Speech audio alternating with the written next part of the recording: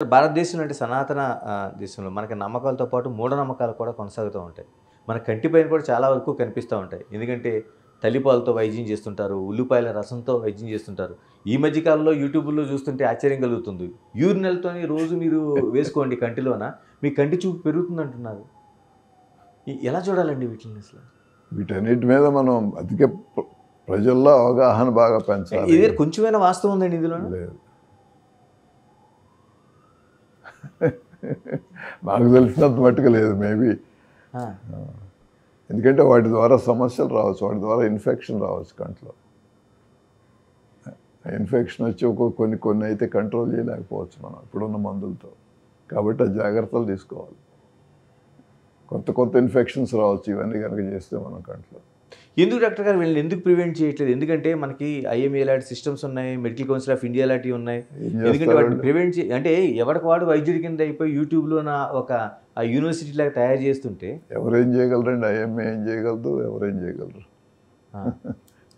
ఇతర దేశాల్లో ఈ కొనసాగుతాయండి ఇటువంటివన్నీ?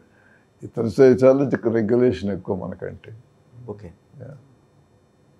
వాళ్ళు నియంత్రించగలుగుతారు. అవగాహన ఎక్కువ, రెండో పక్క రెగ్యులేషన్ ఎక్కువ. అది మనలో అక్షరాభ్యాసత కూడా తక్కువ కదా మనకి. అదొక సమస్య. దాని మూలన ఇవన్నీ ఎక్కువ అవుతుంటాయి. వాళ్ళంతా అమాయకులు, వాళ్ళకి ఏం చెప్పినా నమ్ముతారు చాలామంది. సో దాంతో ఇది సమస్య పెరుగుతుంది. రెండో పక్కనే మనకు రెగ్యులేషన్ తక్కువ, నిబంధనలు పాటించకపోయినా మనం గట్టిగా ఉండం.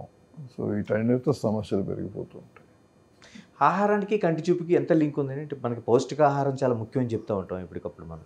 జనరల్గా కానీ డైరెక్ట్గా ఉన్నది ఒక్కటే, వైటమిన్ ఏ కనుక తగ్గితే కంట్లో కార్నియా మీద సమస్య రావచ్చు, వెనక రెటినాలో సమస్యలు రావచ్చు. అంటే మనకు చాలా వరకు చెప్తుంటారు పెద్దవాళ్ళు కావచ్చు, మీతో క్యారెట్ ఎక్కువ తీసుకోండి, లేకపోతే క్యారెట్ ఇది వైటమిన్ ఏ మూలం. తోటకూర లాంటివి తీసుకోండి అంటుంటారు. వైటమిన్ ఏ ఎక్కువ ఉండే ఆహారాలు తీసుకోవాలని చెప్తుంటారు. ఇంకోటి మనకి పుట్టుకతో అంధత్వాన్ని చూస్తుంటాం. మీరు అంతర్జాతీయ అంధత్వ నివారణ సంస్థకు కూడా మీరు అధ్యక్షుడిగా కొనసాగారు.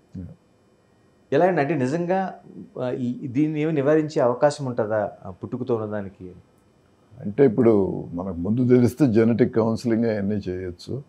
తర్వాత రకరకాల సమస్యలు ఉంటాయి. కొన్నిటినేమో మనం గుర్తించి తొలి దశలోనే గుర్తిస్తే వాటిని ట్రీట్మెంట్ కూడా ఇవ్వచ్చు.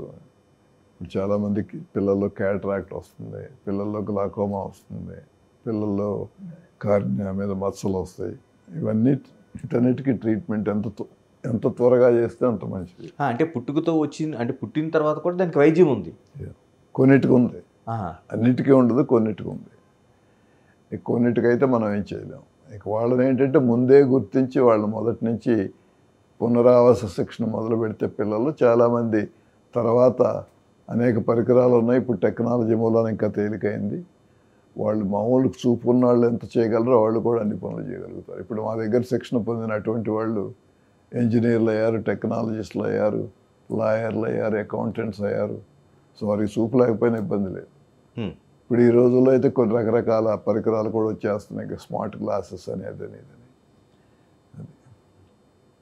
కదండి, మీ జర్నీతో పాటు అంటే మీరు ప్రధానంగా ఒక మాట చెప్తుంటారు, పల్లెటూళ్ళు జీవనశైలి ఎవరైతే తెలుస్తుందో వాళ్ళు మంచి వైద్యుడిగా అవుతారనేది మీరు చాలా సందర్భాల్లో చెప్పినట్టు నేను విన్నాను. ఏంటండి ఆ లింక్ ఏంటి అక్కడ? వాళ్ళు మంచి అంటే ఇప్పుడు ముఖ్యంగా మన బోటి దేశాల్లో డాక్టర్గా పనిచేసే వాళ్ళకి మన జనాభా 70% పల్లెటూళ్ళలో ఉంటారని చెప్తుంటారు కదా. మరి అదైతే వాళ్ళని గురించి మనకు తెలియకపోతే, వాళ్ళ జీవనశైలిని గురించి తెలియకపోతే, వాళ్ళని మనం అర్థం చేసుకోకపోతే మనం సరైన డాక్టర్ అవటం కష్టం. నేను అనుకోవటం నా మొదటి 10 సంవత్సరాలు నా జీవితంలో పల్లెటూళ్ళలో ఉంటూ నన్ను చాలా స్ట్రెంగ్త్ ఇచ్చింది నాకు. అది తర్వాత చాలా చేశాను, దేశాలన్నీ తిరిగాను, అవన్నీ ఉన్నాయి అనుభవాలు. ఆ అనుభవాలన్నీ ఈ ఫౌండేషన్ మీద స్ట్రాంగ్ అవటం దోహదపడినాయి అన్నీ. మరి ఇప్పుడు వైద్యులకి మ్యాండేటరీగా పెట్టిన పల్లెలకు కానీ లేకపోతే మిగతా గిరిజన ప్రాంతాలు కానీ పోవడానికి ఇష్టపడటం లేదు అసలు. అవునా, ఎన్ని సమస్యలు ఉన్నాయి. వైద్యులు ఏముంది, ఎవరు వెళ్ళరు పల్లెటూళ్ళకి అవకాశం అంటే. నాగేశ్వరరావు గారు ఒక ఇప్పుడు నేను చాలాసార్లు చెప్తుంటాను, మనం ఒక పక్కన క్వాలిటీ ఆఫ్ లైఫ్ అంటాం, అవును అవునా? క్వాలిటీ ఆఫ్ లైఫ్ మన పెద్ద పట్టణాల్లో లేదు కదా, అవును మరి ఇక్కడ ఎందుకు ఉంటున్నారు? క్వాలిటీ ఆఫ్ లైఫ్ కావాలనుకునేవాళ్ళు. మన పొల్యూషన్, మన ట్రాఫిక్ సమస్యలు, ఇవన్నీ క్వాలిటీ ఆఫ్ లైఫ్ ఎక్కడుంది?